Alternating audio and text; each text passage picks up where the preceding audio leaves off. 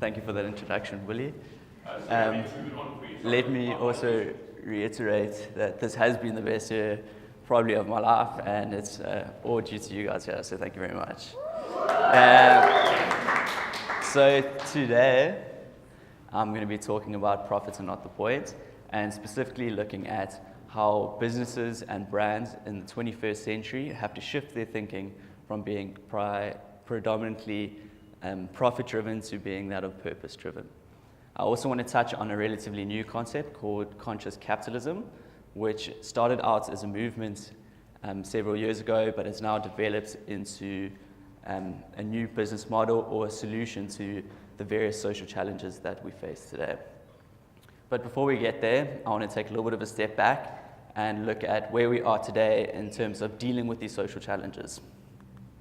So I don't think I have to go too much into detail about the social issues and challenges that we deal with, because we're all very aware. Specifically us in South Africa, where the social challenges are so blatant and obvious in our day-to-day lives. But what I wanted to highlight here was that we are aware. We are the most aware generation to have ever lived, which is as a result of social media and the rise of free internet and voices to minorities.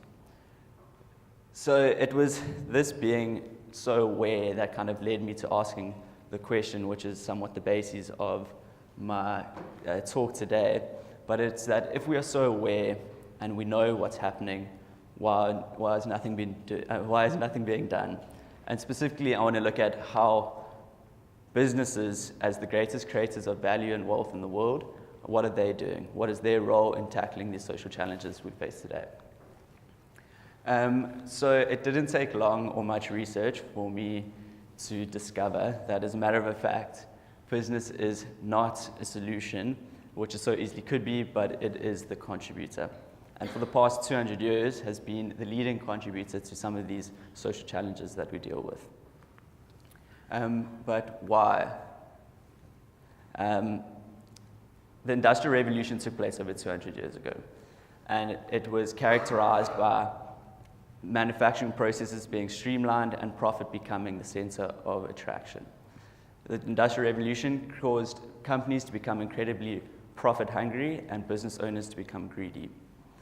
We saw profit move from being the means to a more beneficial or purposeful end to becoming the end within itself. And since the Industrial Revolution, a conventional wisdom was born, and it's dictated business for the last 200 years. And that conventional wisdom is that there's a direct trade-off between social performance and economic performance.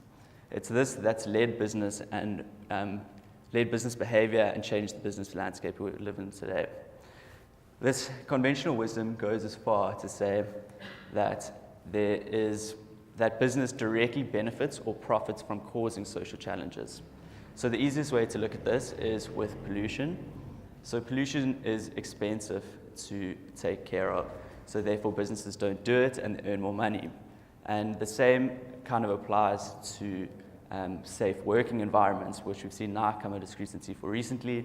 It's expensive to maintain a safe and healthy work environment, so therefore businesses don't. They would rather exploit the people, exploit the community. So if businesses aren't doing their job today and dealing with these issues, who is? So the three main forces or entities today that are dealing with the social challenges that we have are government initiatives, NGOs, and philanthropic organizations. It's hard to say twice this year, such as charities and religious organizations. But I mainly want to speak to NGOs because in the 21st century, or our generation, NGOs has become a powerful force. Instead of people ending their careers there, which we've seen previously, we see young and motivated people like us joining NGOs because of their awareness to the social challenges, and they want to make a change. And we, for the first time, are seeing NGOs make serious change and great impact. They are really innovative and driven and energized.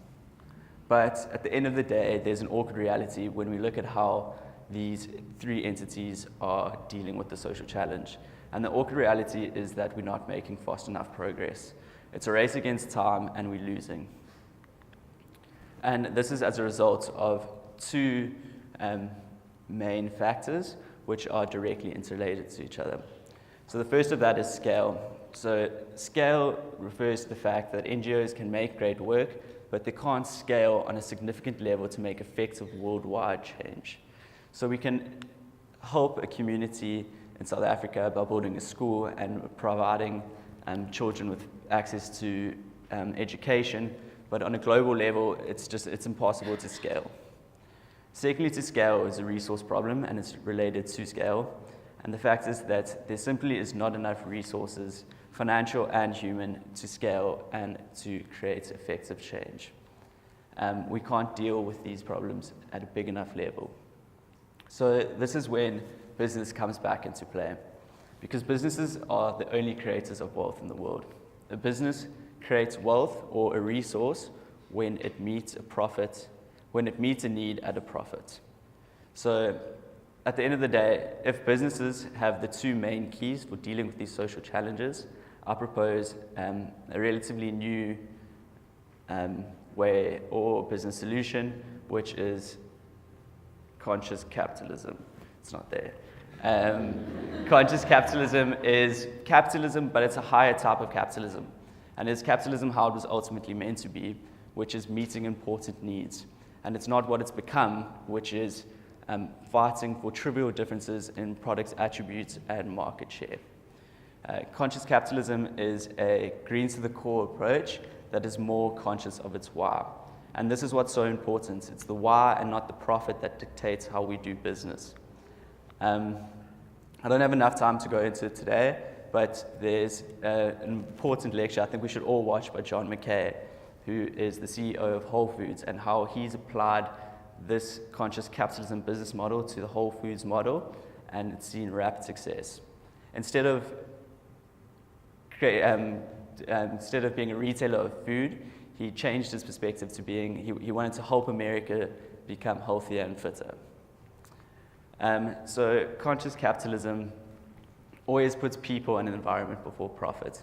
It completely rejects zero-sum thinking and rejects the conventional wisdom that there's a trade-off between social and economic performance. So kind of just in conclusion, I want to note that because we're so aware of these challenges and we know how big they are, it somewhat feels like they're unattainable or unachievable. But I think if we all shift our thinking to this more conscious and this more caring perspective, we can generally make the world a better place and curb these social challenges that we have. Thank you for your time.